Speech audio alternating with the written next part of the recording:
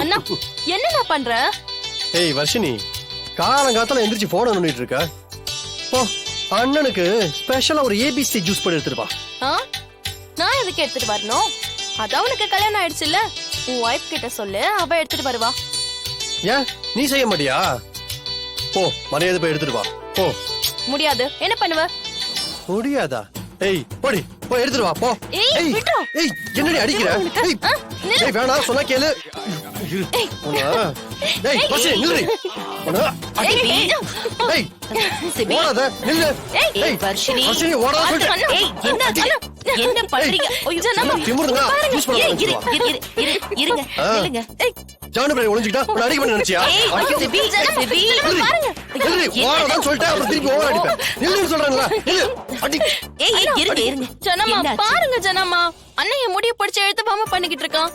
ஜானு நான் ஒண்ணும் பண்ணல ஜானு, அவதான் என்ன அடிக்க வர்றா. வயசுல மூத்தவன் தானே நானு, அண்ணன் தானே, கொஞ்சம் கூட மரியாதை இல்ல. நான் ஒரு வேலை சொல்றேன் செய்ய மாட்டேன்னு சொல்றா. உன் ஒய்ஃப் வச்சு செஞ்சுக்கோன்னு சொல்றா. அது கூட தான் பேசிட்டு இருக்கேன். குடு. சொல்றியா உன்ன? நில்லு நில்லு, நான் ஓவர் அடிப்பேன்.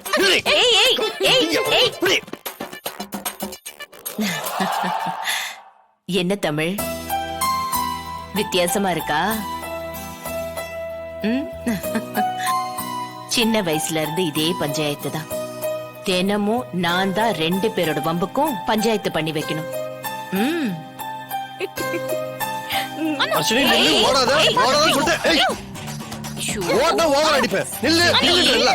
இரு பொம்பளை பிள்ளைய அப்படி அடிக்க கூடாது.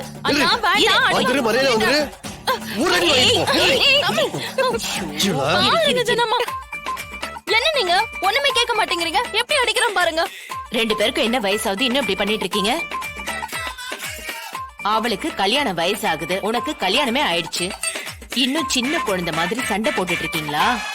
அதானே. நல்லா கேளுங்க ஜனமா. 10 வருஷமா இவன் இல்லாம நிம்மதியா இருந்த. அது எப்படி நிம்மதியா இருக்கலாம்?